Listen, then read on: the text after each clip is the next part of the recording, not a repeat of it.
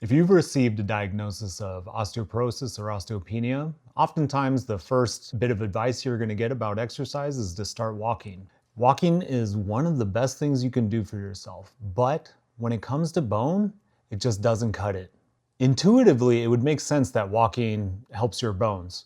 It's weight bearing, you're standing up, you're against gravity, you're getting a little bit of impact from the ground. Unfortunately, the research suggests that walking on its own does not help bone growth in the long term. The biggest problem with walking is that bone can kind of get bored of the stimulus. There's this phenomenon whereby bone will become almost deaf to the repetitive cyclical nature of walking.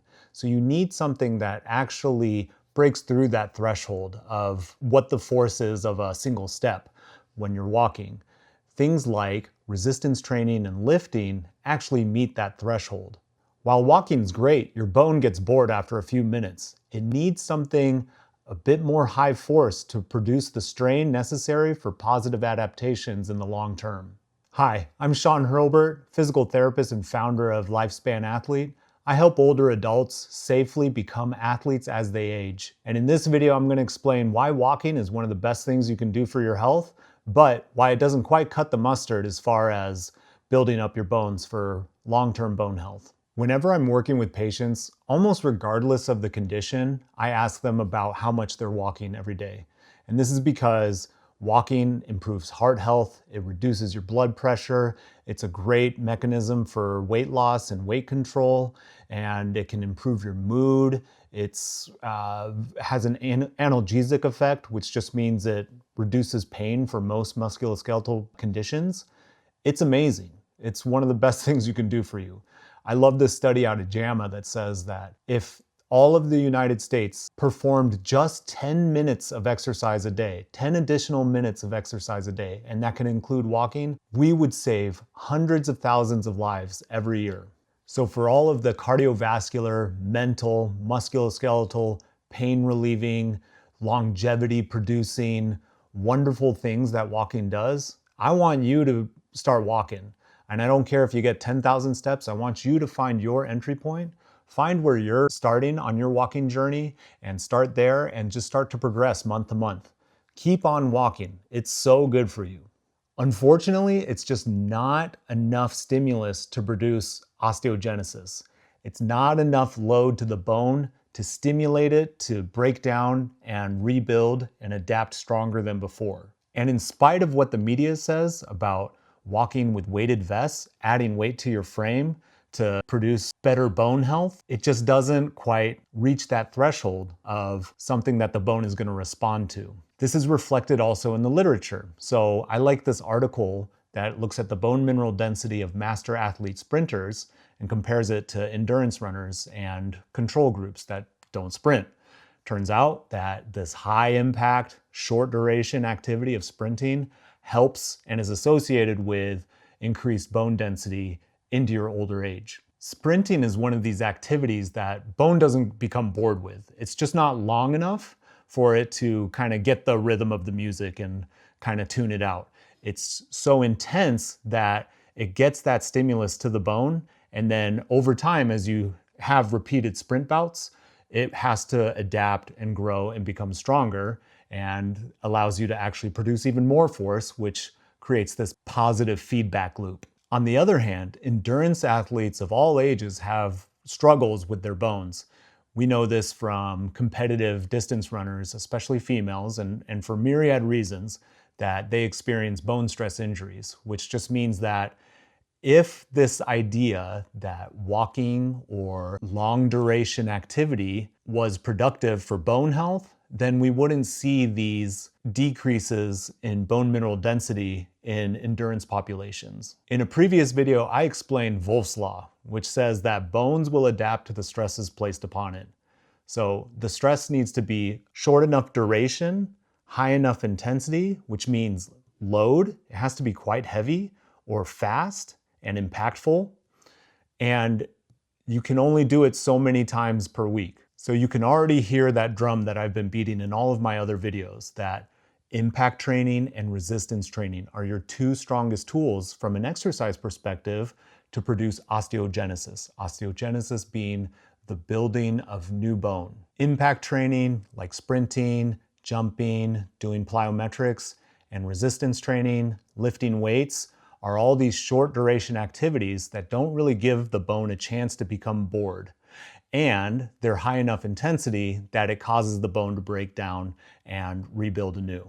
What all these activities have in common is they produce really strong muscular contractions, because when you're negotiating that much force in sprinting, jumping, or lifting weights, the muscles have to contract really hard, and that action of the muscles contracting gets transmitted through the tendon, which is attached to the bone, pulls on that bone and causes it to deform. And over time, as you recover from that stress, it rebuilds itself and becomes stronger. Briefly on that front, we went over that it doesn't have to be that intense. As in, you don't have to spend numerous hours in the gym every single day to get this bone health promoting benefit. Really, it just comes down to a couple of times a week performing 2 to 5 sets of 5 to 12 repetitions, anywhere from 50% to 90% of your 1 rep max, meaning it's pretty difficult, but it's not so heavy that you can't handle it.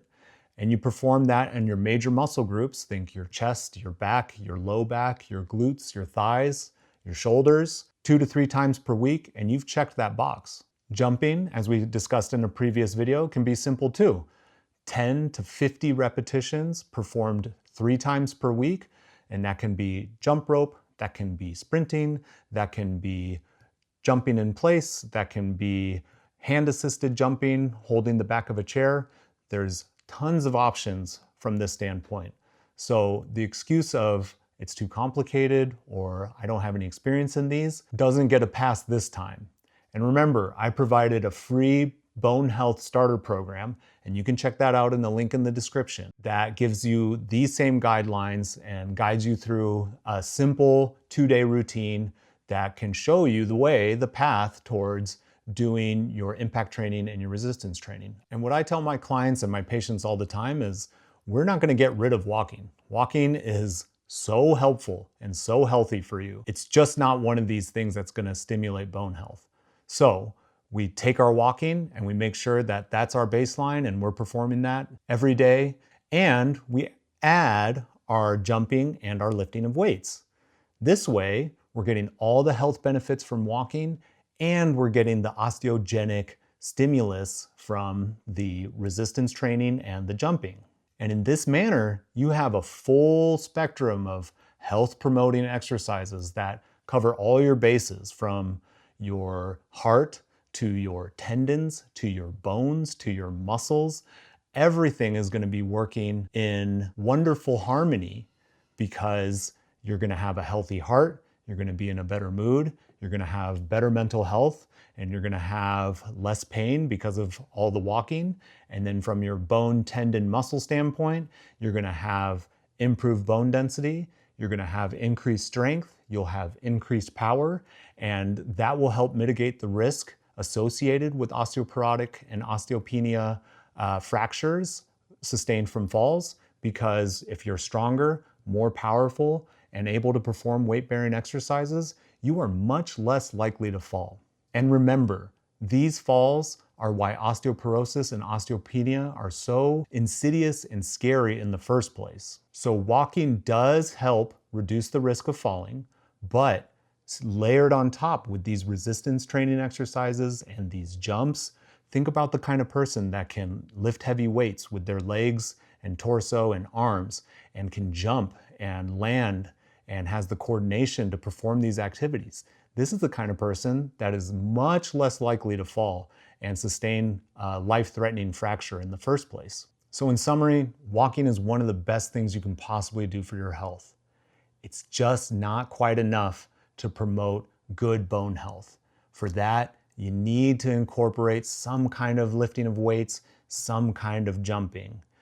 If you have some confusion on this topic, then you can click the link in the description below. I provide the free Bone Health Starter Program, and that's just an entry point. So if you want more advanced information, go to Lifespan Athlete or click the links in the description below, because we offer exercise programs, premium coaching that are tailored individually to your experience level, bone health history, and your goals. Because remember, you can be athletic at any age.